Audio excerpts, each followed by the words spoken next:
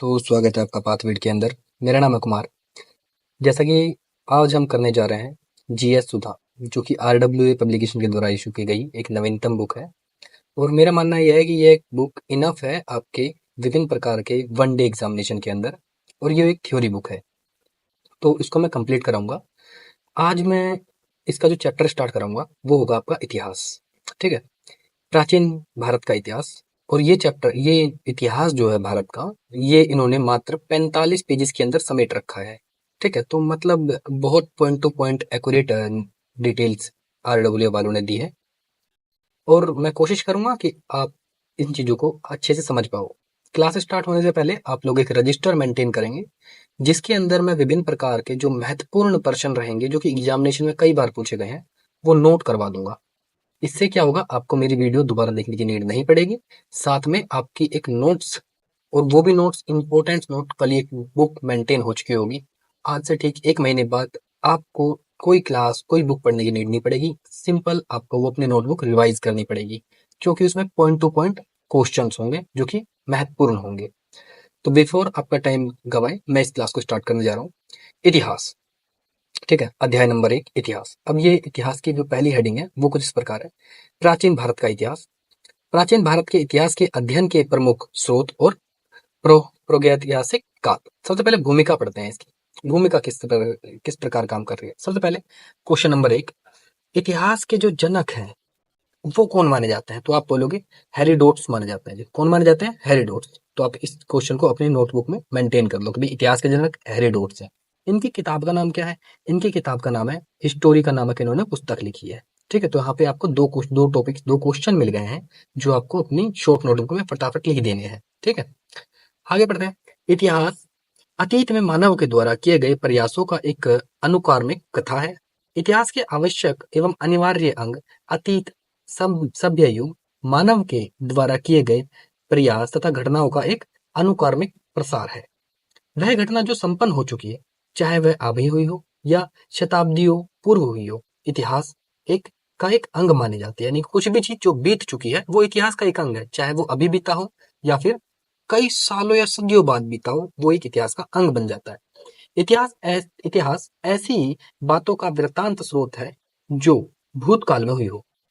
इतिहास विसंगत घटनाओं के बारे में चिंतन करता है।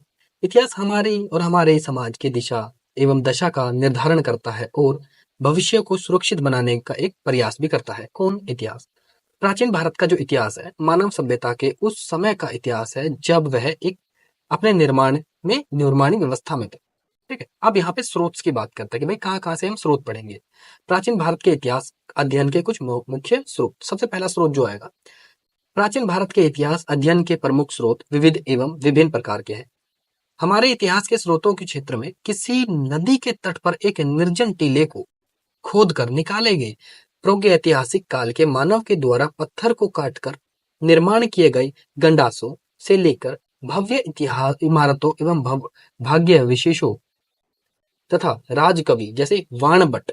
वाणभट्ट ये इंपॉर्टेंट है जी। वाणभट्ट के द्वारा कौन सी किताब लिखी गई है? तो आप बोलोगे वाणभट्ट के द्वारा रचित हरिश्चरित्र एक समस्त प्रकार की वस्तुएं सम्मिलित है। फटाफट आप क्वेश्चन नंबर लिखोगे कि वाणभट्ट के द्वारा लिखी गई पुस्तक, तो आप क्या बोलोगे? हर्षचरित्र लिखी गई है। अध्ययन की सुविधा की दृष्टि से हम इन स्रोतों को दो भागों में विभाजित कर सकते हैं। अब देखो दो भाग कौन से हैं। सबसे पहला जो भाग रहेगा वो आपका आएगा आर्कियोलॉजिकल सोर्स, यानी कि पुरातात्विक स्रोत। दूसरा आएगा लिटरेसी स्रोत, यानी कि साहित्यिक स्रोत। ठीक है, जिसे अब हम इसको एक पढ़ते हैं। अभिलेख। अभिलेख क्या होता है? सबसे प्राचीन अभिलेखों में मध्य एशिया के बोगजोई से प्राप्त अभिलेख है। इन अभिलेखों पर दैनिक देविक देवता सबसे पहले कौन से हैं? इंद्र, वरुण, मित्र और नाथसी के नाम मिलते हैं। इसमें ऋग्वेद की तिथि ज्ञात करने में भी सहायता मिलती है आपकी। क्वेश्चन नंबर नेक्स्ट लिखोगे आप। सर्वप्रथम वर्ष 1837 में जेम्स प्रिंसेप ने ब्राह्मी लिपि में लिखित सम्राट अशोक के अभिलेखों को पढ़ा। ये महत्वपूर्ण प्रश्न है। आप क्या लिखोगे कि भाई 1837 में जेम्स प्रिंसेप ने क्या किया? पहला पॉइंट, उसने ब्राह्मी लिपि पढ़ी। ब्राह्मी लिपि किसकी थी भाई? सम्राट अशोक के अभिलेखों की थी। ठीक है। तो यहाँ से क्वेश्चन अगर आपका ये आ जाता है कि सम्राट अशोक के अभिलेखों को पढ़ने वाला पहला व्यक्ति कौन था, तो आप बोलोगे 1837 में जेम्स प्रिंस है, जो एक इंग्लिश था, मतलब कि इंग्लैंड के व्यक्ति थे। इन्होंने पहली बार कौन सी लिपि पढ़ी? ब्राह्मी लिपि पढ़ी है। किसकी थी ये सम्राट अशोक के अभिलेख में थी। अब कुछ प्रमुख अभिलेख हैं संबंधित, उनको पढ़ते हैं हम सबसे पहले। तो जो अभिलेख हैं वो आपके कुछ इस प्रकार है कि सबसे पहले जो अभिलेख आता है उसका नाम है हाथी गुम्फा। कौन है? हाथी गुम्फा। देखो, हाथी सबसे ज्यादा कहाँ मिलते हैं जी? उड़ीसा में। तो ये अभिलेख भी उड़ीसा का ही है। कौन से शासक के टाइम का है जी? खारबेल है। ठीक है।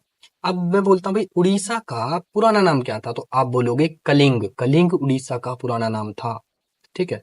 कौन से राजा? खारबेल। खारबेल ने क्या लिखा इस विषय वस्तु के अंदर? मतलब विषय वस्तु क्या है इस अभिलेख की? राजा खारबेल के शासनकाल की घटनाओं का क्रमबद्ध विवरण है। किसके अंदर? हाथी गुम्फा अभिलेख। अब महत्वपूर्ण प्रश्न क्या उठता है? यह उठता है कि हाथी गुम्फा अभिलेख किस राज्य में है? तो आप बोलोगे उड़ीसा में है भैया। अब दूसरा अभिलेख पढ़ते हैं। दूसरा अभिलेख कौन सा है भाई? जूनागढ़ अभिलेख है। जूनागढ़ को और किस नाम से जाना जाता है?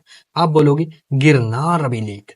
ठीक है। अब जो जूनागढ़ जो है, ये भारत के जो गुजरात प्रांत का जो ये वाला क्षेत्र था ना, वहां पे पड़ता है जूनागढ़। तो मतलब को आपको ये पता लगेगा कि जूनागढ़ जो अभिलेख है वो कौन से राज्य में है? तो आप बोलोगे भैया गुजरात में है। कौन से राजा का है जी? रुद्रदामन का है।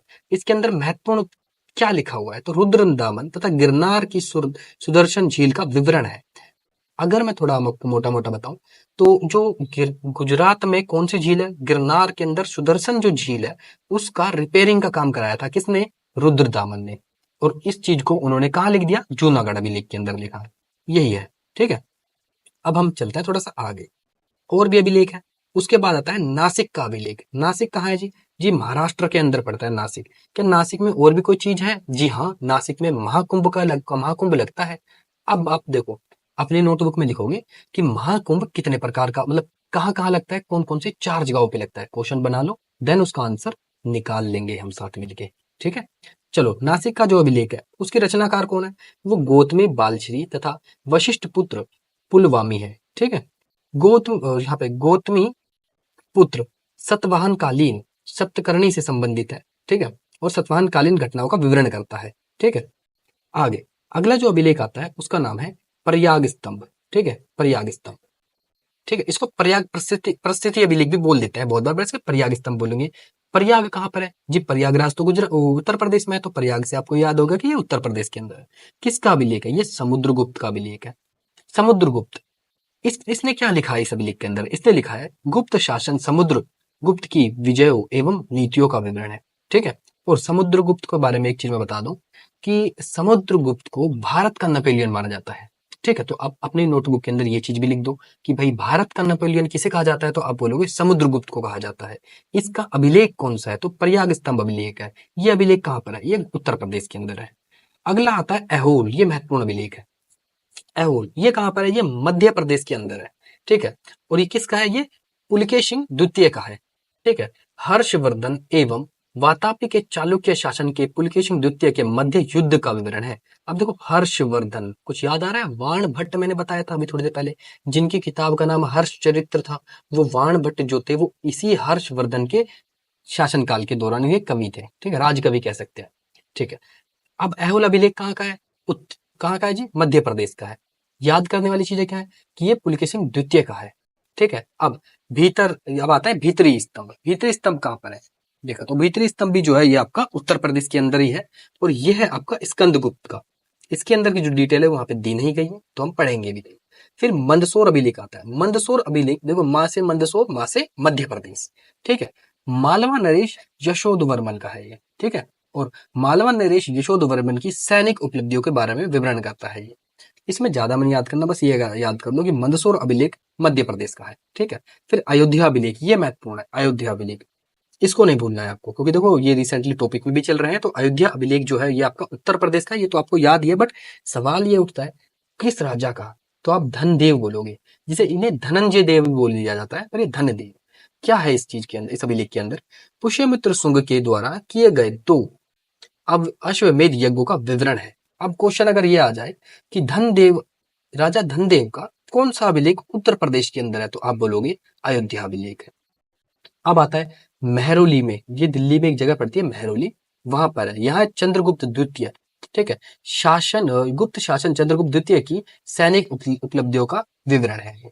ठीक है, यहाँ पे आपको क्या याद रखना है कि महरौली अभिलेख किसका है जी, वो चंद्रगुप्त द्वितीय का है। ठीक है, तो यहाँ पे मैंने आपको महत्वपूर्ण कुछ अभिलेख जो है वो बता दिया है। ऐसा नहीं है कि यही अभिलेख है, एक्चुअली बहुत सारे अभिलेख हैं, बट महत्वपूर्ण जो है वो ये है, इनको आप याद करोगे। ठीक है, देन जैसे जैसे हम आगे बढ़ते जाएंगे वैसे वैसे मैं आपको और अभिलेखों का विवरण भी देता जाऊंगा, साथ में आपकी जो नोटबुक है उसके अंदर मैं अपडेशन कराते जाऊंगा। अब आता है स्मारक एवं भवन, इनके बारे में पढ़ते हैं, ये क्या है। चलो, स्मारक एवं भवनों से जनता की धर्मनिष्ठा एवं आध्यात्मिकता का वशिष्ठ घनिष्ठ स्तंभ होता है। प्राचीन काल में भारत में अनेक महलों एवं मंदिरों का निर्माण हुआ था, जिनके अवशेष बिखरे रूप में पूरे देश में स्थित है। इन महलों एवं मंदिरों की शैली से वास्तुकला का विकास एवं पर्याप्त प्रकट ये हमें मिलती है। आगे भारत के विभिन्न स्थानों में जैसे जूनागढ़ दशावतार मंदिर कहाँ है, ललितपुर है। ठीक है, ललितपुर। फिर भीतर गांव मंदिर, ये क्या है, कानपुर। कानपुर कहाँ है जी, उत्तर प्रदेश के अंदर है। ठीक है, फिर अजंता की गुफाओं के चित्र इत्यादि प्रमाण मिलते हैं। यहाँ पे एक पिक्चर भी दी गई है, वो कुछ इस प्रकार है, ये अजंता की गुफाएं हैं। अब आता है भारत में मंदिर नागर शैली, दक्षिण भारत में कौन सी शैली होती है, द्रविड़ शैली। ठीक है, और मध्य भारत में बेसर शैली। अगर मैं थोड़ी देर के लिए आपको एक रफ मैप बना दूं कि अगर ये भारत है तो जो ये क्षेत्र है ये अपना उत्तर वाला, यहाँ पर आपका होगा नागर शैली। ये जो दक्षिण वाला क्षेत्र है यहाँ पे यूज होती है आपकी द्राविड़ शैली, और जो ये वाला क्षेत्र जो मध्य में है यहाँ पे चलती है आपकी बेसर शैली। ठीक है, यहाँ तक आपको समझ में आ गया होगा। आगे पढ़ते हैं। उत्तर भारत में खजुराहो का कांदरिया महादेव मंदिर नागर शैली एवं दक्षिण भारत में तंजावुर का राजराजेश्वर जिसे वृहदेश्वर मंदिर द्राविड़ शैली का एक उत्कृष्ट उदाहरण है ये। ठीक है, अब क्वेश्चन लिखो आप, कांदरिया महादेव मंदिर किस राज्य में है। क्वेश्चन नंबर नेक्स्ट, राजराजेश्वर मंदिर या बृहदेश्वर मंदिर किस राज्य में है। ये दो क्वेश्चन आपको सोल्व करने हैं खुद से। ठीक है, देन हम आगे पढ़ते हैं। अब हम सिक्कों की बात करते हैं। पुराने सिक्के किसके होते थे जी, पुराने सिक्के तांबे चांदी सोना शीशा धातु से निर्मित होते थे। प्राचीनतम सिक्कों में आहत सिक्के कहा जाता था। क्या कहा जाता है, आहत सिक्के, यानी आघत सिक्के या फिर आहत सिक्के भी कह सकते हैं। आहत सिक्कों का पंचमार्ग सिक्के पूर्वी 5वीं सदी के दौरान इन सिक्कों का हाथी सांड मछली भेड़ एवं अद्र चंद्र इत्यादि चिन्ह प्रतीक पाए जाते थे। क्वेश्चन नंबर, आहत सिक्कों पे क्या उनसे चिन्ह थे, तो आप बोलोगे हाथी के चिन्ह थे, सांड के चिन्ह थे, मछली थी, पेड़ भी थे और एक अर्ध चांद था। आप कुछ याद करो ना करो ये जरूर याद रख लेना कि अर्ध चांद तो आधा चांद जरूर था। ठीक है, सर्वाधिक सिक्के मयूरोत्तर काल में हुए जो मुख्य रूप से तांबे चांदी सोने के सिक्के थे। ठीक है, सतवाहन वंश के सिक्कों ने शीशे तथा गुप्त वंश के सिक्कों ने सोने के सर्वाधिक सिक्के जारी किए। ठीक है, अब सर्वप्रथम सिक्कों का पर लेख लिखने का कार्य यवन शासकों द्वारा किया गया। किनके द्वारा किया गया जी, यवन शासकों द्वारा किया गया था। अब मोहरों की बात कर लेते हैं एक बार हम। मोहरें किस प्रकार से यहाँ पे लिंक होती हैं, आओ पढ़ते हैं। प्राचीन भारत के इतिहास में लिखित अवशेषों से प्राप्त मोहरों से अत्यधिक सहायता प्राप्त हुई। इन मोहरों के माध्यम से ही तत्कालीन आर्थिक धार्मिक जीवन के बारे में पर्याप्त जानकारी हमें मिलती है। हड़प्पा काल एवं मोहनजोदाड़ो के प्राप्त मिट्टी की कुछ मोहरें का पर निर्मित धार्मिक चिन्ह प्रतीकों उस समय की धार्मिक स्थितियों का ज्ञान देता है ये। अब हम मूर्तियां एवं चित्रकलाओं के बारे में पढ़ते हैं। प्राचीन भारत के इतिहास में मूर्तियां एवं निर्माण कार्य संभवतः कुषाण काल से प्रारंभ हुए। कहां से जी प्रारंभ हुए, कुषाण काल से। ठीक है, गांधार, इसके बाद गांधार कला की मूर्तियां वैदिक तथा मथुरा कला की मूर्तियां पूर्ण रूप से स्वदेशी हैं। गांधार मूर्तिकला शैली में मुख्यतः बुद्ध की मूर्तियां यूनान देवता अपोलो के समान बनाई गई है। वहीं मथुरा कला की बहरूद एवं सांची की कलाओं की साथ निकटतम रूप से संबंधित है ये। ठीक है, अमरावती बोध गया बहरूद एवं चांदी की मूर्तियां जन साधारण के जीवन की सजीव झलक को दिखाई देती है ये। ठीक है, वहीं अजंता की स्थिति बोधिसत्व पद्म पाणी का चित्र सर्वाधिक प्रसिद्ध है तथा पर्याय चित्रकारी अजंता के चित्रों में मनोभाव से सुंदर झलक देने का ये भाव देते हैं। देखो, बोध सत्व का ये प्रणाली एक चित्र है मैं जानता हूँ कि फोटो की क्वालिटी अच्छी नहीं है, बट मेरे पास यही थी, तो इसके लिए मैं आपसे माफी मांगता हूँ। चित्रकला में क्या है, इस चित्रकला के अंदर तो यहाँ पे इन्होंने बताया कि माता एवं शिशु और मरणस्वन राजकुमारी है जैसे चित्रों से गुप्तकालीन कलात्मक उन्नति का पूर्ण रूप से आभास होता है। ये महत्वपूर्ण है, यह है आपका माइंड मैप कि इस चैप्टर के अंदर आप क्या क्या पढ़ने वाले हो। मैं अभी तक ऊपर से जो भी पढ़ा के आया हूँ वो उसमें 4 से लेके मैंने 6 क्वेश्चन बनवाए हैं, वही याद करना, उसके सिवा आपको कुछ याद नहीं करना। बट ये जो माइंड मैप है इसको आपको बहुत अच्छे से याद करना है, ये सबसे ज्यादा महत्वपूर्ण है। ठीक है। हाँ, तो प्राचीन भारत के ऐतिहासिक के अध्ययन के कुछ मुख्य स्रोत, ये इसकी हेडिंग है। और जो ये माइंड मैप है इसके अंदर मैंने आपको पहले ही बता दिया था कि एक तो है आर्कोलॉजिकल स्रोत यानी पुरातत्व स्रोत, एक है लिटरेसी स्रोत यानी कि साहित्यिक स्रोत। इनके अंदर मैंने आपको क्या क्या पढ़ा दिया, मैंने अभिलेखों के बारे में बता दिया, स्मारक बता दिए, आपको सिक्के बता दिए, मोहरे बता दिए, और मूर्तिकला एवं चित्रकला बता दिए। ठीक है, तो ये तो हमने कंप्लीट कर लिया है। बट वहीं अगर मैं आपको साहित्यिक स्रोत की बात करूं तो साहित्यिक स्रोत में आपके दो लिटरेचर आता है, एक तो आपका इंडियन लिटरेचर आएगा और एक आएगा आपका भारत को छोड़कर वैश्विक लिटरेचर कहलाता है। जो भारतीय साहित्य के अंदर आप सबसे पहले मैं आपको धार्मिक साहित्य पढ़ाऊंगा, लौकिक साहित्य पढ़ाऊंगा, फिर संगम साहित्य पढ़ाऊंगा। और ऐसा नहीं कि धार्मिक साहित्य छोटा है, धार्मिक साहित्य के अंदर भी 3 शाखाएं खुलती है। मैं आपको ब्राह्मण साहित्य बताऊंगा जिसमें आपको वेद, ब्राह्मण ग्रंथ ये सब बताऊंगा। फिर बौद्ध साहित्य बताऊंगा जिसके अंदर आपको मैं जितने भी पीटक है, सुत्त पीटक, विनय पीटक, अभिधम्म पीटक, बुद्ध चरित्र, ठीक है, एंड ये और जितने भी है ये सब बताऊंगा। जैन साहित्य के अंदर कल्प सूत्र के बारे में पढ़ाऊंगा, भगवती सूत्र के बारे में पढ़ाऊंगा और अन्य ये। ठीक है। वहीं आप बोलोगे भैया ब्राह्मण साहित्य का भी आप बता दो, तो ब्राह्मण साहित्य में देखो ये सब पढ़ाने वाला हूँ। वेदों के बारे में बताऊंगा, ब्राह्मण ग्रंथ बताऊंगा, अरण्यक बताऊंगा, उपनिषद, वेदांग, उपदेश। ठीक है, ये सब मैं आपको इस सेशन के अंदर, इस सेशन के अंदर नहीं मतलब इस सीरीज के अंदर पढ़ाऊंगा मैं आपको। ठीक है। देन आपको लौकिक साहित्य पढ़ाने वाला हूँ। लौकिक साहित्य के अंदर मैं आपको क्या पढ़ाऊंगा, पाणिनि जो कि एक किताब है अष्टाध्यायी जो लिखी गई है, चाणक्य यानी कौटिल्य की अर्थशास्त्र, कल्हणे की राजतरंगिणी, विशाख दत्त की मुद्रा राक्षस, ये सब इन लेखकों की किताबें हैं। इनके बारे में भी आपको थोड़ा थोड़ा बताऊंगा कि इनमें किन की स्टोरीज है और ये किस प्रकार लिखी गई है और ये किस राजा के समयकालीन थे। ये महत्वपूर्ण है, देखो ये सारे के सारे बताने वाला हूँ मैं। फिर संगम साहित्य आ जाता है। संगम साहित्य के अंदर मैं आपको बताऊंगा ये चारों के चारों साहित्य। अब हम चलते फिर उसके बाद चले गए विदेशी साहित्य के ऊपर, जहां में आपको यूनान एवं रोम के जो लेखक रहे हैं, जैसे हेरोडोटस जिसने हिस्टोरिका लिखी है, ठीक है, टालमी, निरियार्कस, मैग्नेथरीज जो कि आपका किसके, चंद्रगुप्त के समय पे आता है। ठीक है। ऐसे ही चीन के साहित्य है, फानयान, हेनसांग, इत्सांग जहाँ पे इन्होंने बुक लिखती है सीयू की, ठीक है, वगैरह वगैरह। अरब लेखक अल बरूनी, अल सुलेमान, इब्न बतूदा, ठीक है, ये सब मैं आपको बताऊंगा। ठीक है। बाकी विदेशी साहित्य आपको मैंने बता ही दिया, तो ये पूरा माइंड मैप रहेगा कि इन सीरीज के अंदर मैं आपको क्या बताने जाऊंगा। ठीक है। तो बिना आपका टाइम गवाए हम साहित्य के स्रोत स्टार्ट करते हैं। साहित्य के जो स्रोत रहे, ठीक है, इसके अंदर जो साहित्य स्रोत खोला है वो कौन सा खोला है, ये आपके धार्मिक साहित्य और लौकिक साहित्य है। ठीक है।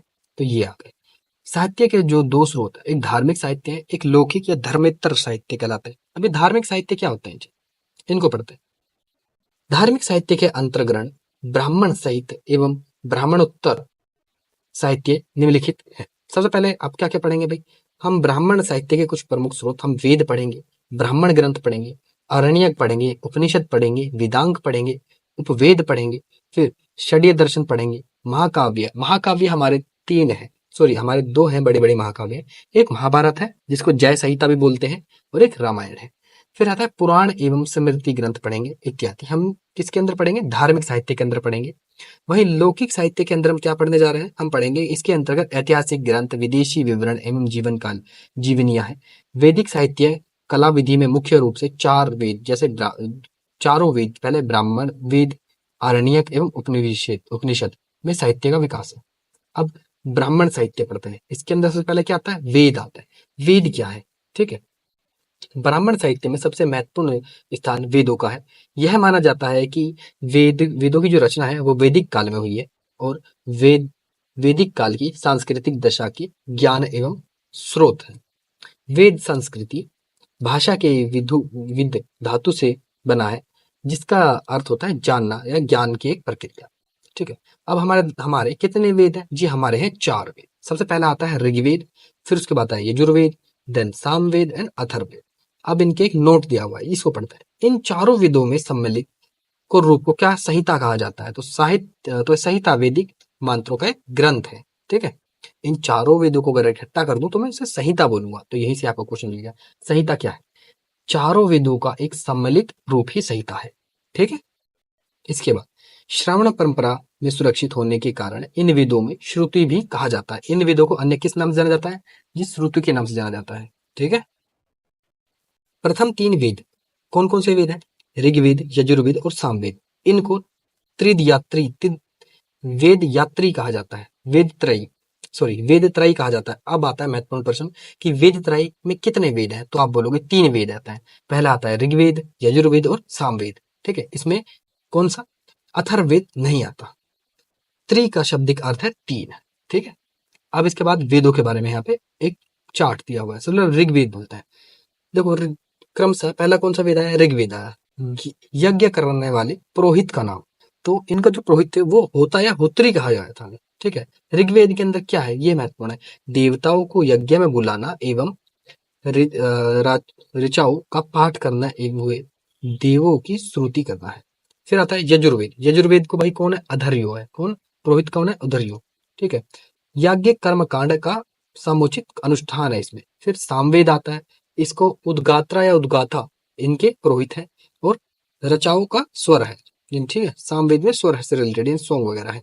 फिर अथर्ववेद जो चौथा वेद है, यज्ञ का पूर्ण निरीक्षण करना। यह 3 अन्य पुरोहितों के ज्ञान संपादक एवं निरीक्षण की भी करता है, अर्थात यह सर्वोच्च पुरोहित है। ठीक है। कौन? ब्रह्मा। अब वेद और वेदों के उपवेद क्या है? सबसे पहले ऋग्वेद का जो उपवेद है वो अथर्ववेद है। यजुर्वेद का धनुर्वेद है। सामवेद का गंधर्व वेद है और अर्थवेद का शिल्प वेद है। ये इनके उपवेद रहे हैं। ठीक है। अब ऋग्वेद के बारे में सही से पढ़ते हैं। सबसे पहले सबसे प्राचीन विशालतम वेद है। यहीं से क्वेश्चन मिल गया कि ऋग्वेद क्या है? सबसे प्राचीन और विशालतम वेद है। ये एक ऐसा वेद है जो ऋचाओं से संबंधित है। अब ऋक का शाब्दिक अर्थ है छंद, चरण से युक्त होता है। ठीक है। आद्य संख्या विद्वानों ने यह माना है कि ऋग्वेद की जो रचना है वो 2000 वर्ष पूर्व के आसपास है। एनसीईआरटी के आंकड़ों के अनुसार है। ठीक है। नोट, कुछ विद्वानों ने ऋग्वेद का शासन जो काल रहा है वो 1500 ईसा पूर्व से 1000 ईसा पूर्व के मध्य माना है। ठीक है। ऋग्वेद की 21 शाखाएं थी, किंतु आज केवल शकल, सांख्यान और अशवलायन शाखा ही मिलती है।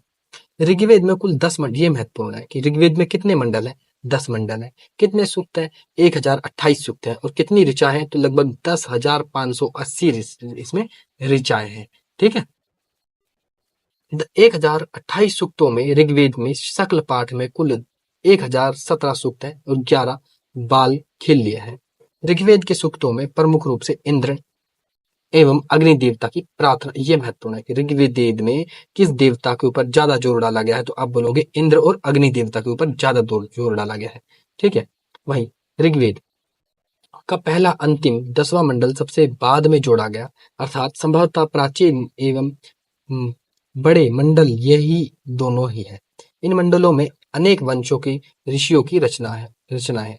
ऋग्वेद का दूसरा मंडल सबसे छोटा मंडल है। ये महत्वपूर्ण है। ऋग्वेद का सबसे बड़ा मंडल कौन सा है? 10वां। सबसे छोटा मंडल कौन सा है? दूसरा। लिख लो भाई अपनी कॉपी में इसे। ठीक है। ऋग्वेद के सबसे प्राचीन मंडल दूसरे से 7वें मंडल तक माने जाते हैं तथा 7वें मंडल की ऋचाएं सबसे पुरानी मानी जाती हैं। ठीक है। ऋग्वेद के तीसरे मंडल में प्रसिद्ध देवी सूक्त वर्णित है, जिसके सावित्र की उपासना गायत्री के रूप में की गई है। ऋग्वेद के तीसरे मंडल में गायत्री मंत्र, यह महत्वपूर्ण है भाई, सबसे महत्वपूर्ण चीज कि गायत्री मंत्र ऋग्वेद की किस मंडल से आया है? तो आप बोलोगे मंडल नंबर 3 से आया है। और जिसकी रचना किसने कही है? विश्वामित्र ने। ये भी क्वेश्चन लिख लो। अब क्वेश्चन क्या बनेगा कि गायत्री मंत्र की रचना किसने करी, किस वेद के अंदर है और कौन से मंडल से आया है? तो आप बोलोगे विश्वामित्र ने इसकी रचना करी। ऋग्वेद से ही आया है। और मंडल कौन सा है? तीसरा मंडल है। ठीक है। ऋग्वेद का 10वां एवं 8वां तथा 9वां मंडल क्रमशः वरुण, कण्व, ऋषि का व सोम देवता के समर्पित है। ठीक है। ऋग्वेद के 10वें मंडल में सर्वाधिक सूक्ति का वर्णन है, जिसमें पुरुष सूक्ति, नदी सूक्ति, नसदीय सूक्त, विवाह सूक्त, सूर्य सूक्त प्रमुख है। ऋग्वेद का विवाह सूक्त या पूषण देवता को समर्पित है, जिसकी रचना सूर्य ने की थी और इससे सूर्य सूक्त भी कहा जाता है इसे। ठीक है। अब एक नया नोट आ गया है कि ऋग्वेद के 10वें मंडल का 85वां सूक्त विवाह सूक्त है। ब्रह्म विवाह से संबंधित है। इसके अंतर्गत सूर्य की पुत्री सूर्या एवं सोम के विवाह का वर्णन है।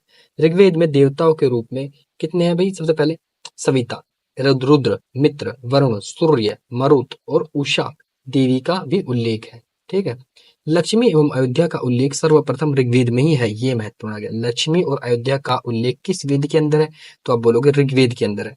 ब्रह्मा का उल्लेख ऋग्वेद में कहीं पर नहीं मिलता। तो अब अगर मैं क्वेश्चन बना दूं कि किसका उल्लेख ऋग्वेद में कहीं पर भी नहीं मिलता, तो आप बोलोगे जी ब्रह्मा का उल्लेख हमें ऋग्वेद के अंदर कहीं पर भी नहीं मिलता है।